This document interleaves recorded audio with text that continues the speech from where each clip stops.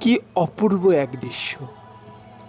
মনে হচ্ছে যেন প্রকৃতি প্রকৃতির মধ্যেই অবস্থান করছে। চারিদিকে যেদিকেই তাকাই না কেন সেদিকেই শুধু দেখতে পাই মাঠ আর মাঠ। প্রত্যেকটি ক্ষেত ভরা ফসল আর চারিদিকে অপূর্ব সৌন্দর্যের সম্ভার নেমে এসেছে এই মাঠে। কি অপরূপ সৃষ্টি সৃষ্টিকর্তা! আসলে সত্যিই তাই।